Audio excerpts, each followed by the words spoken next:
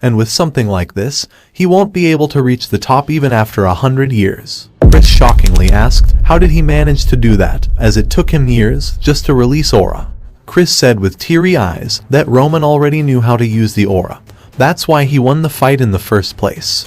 Roman laughed and asked Chris while he was training, did he ever question his training methods? Chris froze after hearing that and asked what exactly is he trying to say. Roman said that people usually thought that a method passed down through generations is always correct. And while he was learning aura from Chris, he had this thought. Why people were so fixated on this method when there was a clear flaw with it? Was it because they didn't know, or was it because his faith in Captain Jonathan was too strong? Roman said that the answer is simple, because it's easier to just follow. Because if you follow the method created through trial and error, there's no way you would be criticized. Roman said that he won't deny his 10 years of efforts, he just finds it funny that Chris never questioned the method this entire time. It is just like what he did in his previous life. He dismissed his father's teachings and perfected his own heavenly demon god art. Roman then told Chris that this training is over and said goodbye. But he is stopped by Chris. Chris asked Roman what should he do from here on out. Roman thought that Chris threw his pride away, so it should be interesting from here. Roman then remembered the blood demon, the man who unified the past blood demon cult and became its leader. As one of the martial masters who dominated the Murim, battling Baek Jung-hyuk for control was inevitable. And at the end of the long battle, he had lost. And just like the blood demon, Chris also swallowed his pride and asked for Roman's teachings. Roman then said to Chris that if he wants him to teach him a way to get stronger, then he won't help him. But if he wants to search for an answer with his own hands, then he can stay by his side from now on. Roman said that in 6 months, he's leaving for the battlefield, so take a good look at how he gets stronger as he faced countless foes. And if Chris can stay by his side even after 10 years, then he will find his answer. The next day, Chris told Jonathan that he will follow young master to the battlefield. Jonathan looked into Chris' eyes and realized he had a good reason for this. He then dismissed Chris from the Dimitri Knights and asked him to follow him. Jonathan said that if he wants to survive on the battlefield, then he will need a secret weapon, so he will train him for that. Meanwhile, in the city, a boy heard that Roman took care of the Blood Fang. The boy was Kevin, who was shocked to know that Roman defeated the Blood Fang. He remembered that earlier Roman easily took care of the other members, so he really can take care of Blood Fang by himself. He thought that the young Master Roman did this to keep his words from before. But he shook his head, as there's no way the young master will do this for someone like him. Kevin was thinking that he wants to become stronger too, so he can protect his family. Suddenly, he heard a voice calling for him. He lifted his head up, and was shocked to see young Master Roman in front of him. Kevin quickly bowed in front of Roman, and thanked him for everything. Roman then asked him to listen to his proposal. Roman said that his family will no longer face any problems. Not only will they earn a delicious food, they will be able to enjoy some hobbies as well. He said that he will make this happen, and asked Kevin to pledge his loyalty to him. Without wasting a second, Kevin hit his head on the ground, and pledged his loyalty to Roman. Kevin promised that if Roman will tell him to die, he will die at his command, and if he will ask him to kill someone, then he will do it for him. Kevin looked up and said that Roman's promise to take care of his family is more than enough for him. Kevin's way of showing loyalty with his blood reminded Roman of the Mad Demon. The Mad Demon, who would hang between life and death while facing hundreds of opponents of the White faction, without taking a single step back, just from a single command of Baek. Roman smiled and said, then from this point onwards, you are mine. After reaching home, Roman told Hans to take care of Kevin. Roman then told Hans that he's going in the estate library, so if something happens, then he can find him there. In the library, Roman read about the Aura Knights. In order to become an 1-star Aura Knight, you must first manifest Aura. And in order to become a 2-star Aura Knight, you must be able to cut steel using Aura. And once you become a 3-star Aura Knight, you are beyond normal comprehension, and will receive special treatment. A 6-star Knight exists in Salamander Continent, but there are currently no stories of people who have reached the 7 stars. Even within the top 10 knights, not everybody has reached the 6-star rank. According to Roman, even Jonathan, who was at 3-star, is a second-class fighter. And the fact that someone has reached the 6-star rank means they have gone beyond human capabilities. The aura, released through their sword, reaches several dozen meters, and its impact is of course otherworldly. There are currently 12 people in the continent, known as 6-star knights. These people are treated like VIPs in every country, regardless of their nationality. They are called the continent's 12 swords. And then there are the magicians. The magicians, who have reached the 7th circle, are called archmages. They are beings considered as half man, half god, or walking disasters. A single spell levels the earth and splits the sky. And when dealt with in numbers, they are more dangerous than 6-star aura knights. Roman knows that if he wants to proceed further, then he needs to be strong. So he decided to start his training for real. After a while, Roman and Hans went to a workshop used by Baron in the past. Hans said that the Baron made sure that outsiders were strictly prohibited, and it's completely restricted from outside. Roman entered the workshop and said that this is a perfect location for training. He then told Hans to not allow even a single person to enter this workshop for a week. After Hans left, Roman started his training. Roman thought that in order to use arts with the heavenly demon god arts as the base, he must start the first stage. He took a deep breath and started the first stage. He circulated the mana to remove all impure Kai within the body. The blood was coming out of every part of his body, but he didn't stop, as he must regain his past strength as soon as possible. He thought, now that he have made new relationships, he need the power to protect them. 1 week later, Viscount Lawrence and Flora have came to meet the Dimitris. Lawrence asked about Roman, and the butler told him that the master is currently taking care of some business. He then told them to wait and left.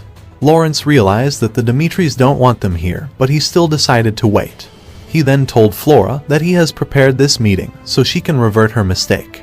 Flora was regretting her decision to break the engagement. Because of her selfishness, her territory is in danger. Meanwhile, Hans was outside the workshop, thinking about whether he should go inside or not. Suddenly, the gate of the workshop opened, and Roman came out. And after seeing Roman, Hans got surprised. Meanwhile, Lawrence and Flora were still waiting. Lawrence knew that this all stemmed from Flora's mistake, but even so, the treatment he is getting is wrong. He stood up in anger and said that he will find Baron Dimitri himself. He opened the office door in anger and shouted, how can he let his guests wait for this long? He said that he never expected that the Dimitris are this petty. Romero looked at him calmly and said that today's meeting was not scheduled beforehand. Lawrence said that they already shared their intentions to meet with Roman a week ago, but he declined their request. Romero then asked if this is all he wanted to say.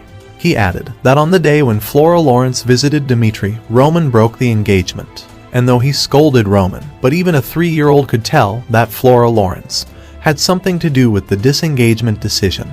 Even though he knew this, he did not reprimand the Lawrences and let the matter go like a moron. Romero hit the table in anger and said that even after all this, you are reprimanding for the mere reason of having to wait for so long. He then informed them that a month ago, he received a marriage proposal from the Barco family instead of Lawrence's, but he still declined the offer. Viscount Lawrence asked why did he decline the offer as it was beneficial for Dimitris. Romero replied that the reason is simple, that Dimitri already has power. The eldest son of the Dimitris adores the Lady of Lawrence, so just for that reason, Dimitris was ready to war against the Barcos. Lawrence then realized that because of his pride, he made a huge blunder. Romero said he knows that the flower of Lawrence and the moron of Dimitri's reputation don't fit with each other. But Roman's value changes the moment the Dimitri family name is attached to him. And the ones desperate for this political marriage were Lawrence's. Viscount Lawrence then lowered his head and apologized for his daughter's immaturity. Suddenly, the gate opened, and they heard a voice that Master Roman has arrived. And as soon as Flora looked at Roman, she realized that it's too late. Roman, who is completely changed, entered and greeted his father. Romero shockingly asked if he is done with his training. Romero said that they can talk about it later, as now they need to give a response to the Lawrences.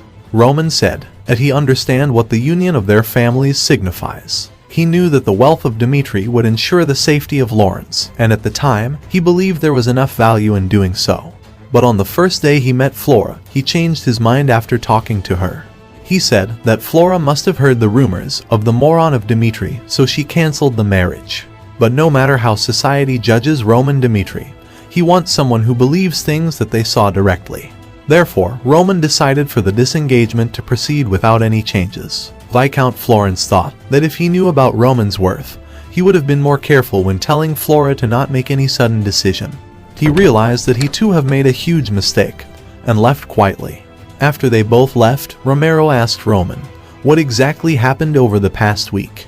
Roman explained that during the week of isolation, he removed impure Kai in his body to enter the human stage.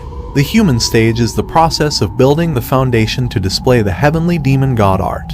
And given this world's abundant amount of mana and the impurities accumulated in Roman's body, creating even the foundation resulted in a miraculous effect. Roman thought that he can't explain all the things that happened, so he said that he reached a small enlightenment on his own. Romero was shocked as Roman did the mana circulation. It is a phenomenon that creates the ideal body due to nature's mana circulating throughout the body. Romero knew that this is something that happens only to a handful of people. He couldn't believe that Roman, who used to be the moron of Dmitri, is accomplishing unimaginable feats on his own. Romero then told Roman to do what he wants, and as his father, he will always support him from behind. To this, Roman only smiled and said thank you to his father. And when he went outside, he saw Lady Flora waiting for him. She apologized to Roman for judging him too quickly and causing issues in both families. She said that she had a special reason for why she decided to break off the engagement. In the social gathering hosted by the northeastern nobles, something happened there. Once people get to know that she is going to marry a Dmitri, the nobles started telling her terrifying rumors.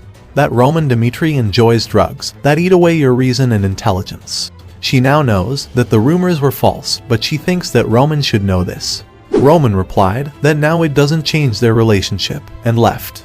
Inside the room, Roman couldn't sense any drugs poisoning his body. He then asked Hans if he ever saw him enjoying drugs. Hans said that he has never seen him taking drugs, but a month ago, when Roman returned from a social party, he seemed to be in an odd state. Soon after, he seemed like he lost his will to live, as he just asked for an excessive amount of alcohol every night. And when Roman got to know that this party was hosted by the eldest son of Barcos, Anthony Barco, he realized that Anthony was the reason why Roman decided to take his own life. But still there were a few things that bothered Beek about Roman's death. In the will that Roman left, it only said that he'd be going to the battle instead of his younger siblings, and that he was too scared. Nothing else was written there. However, it was already decided that he'd be marrying Flora, who he always desired.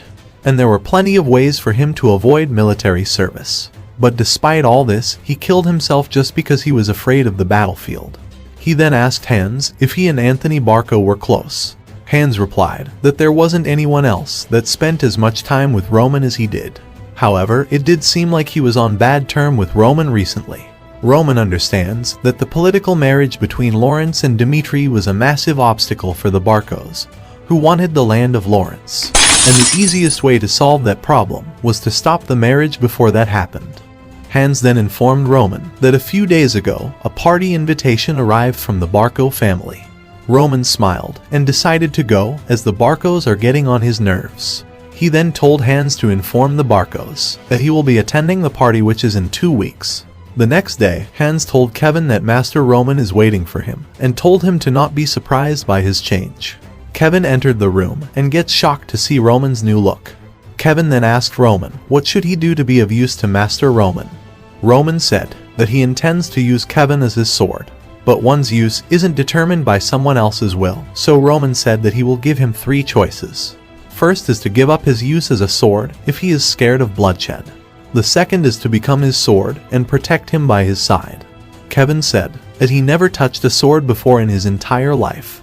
Roman knows this, and replied that's why if he chooses the second option, he will test his will through skeletal contortion. It is a method of causing pain as if your bones and muscles are being warped.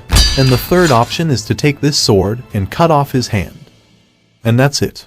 Thank you so much for watching, and don't forget to like, subscribe and press the bell icon so you don't miss the updates.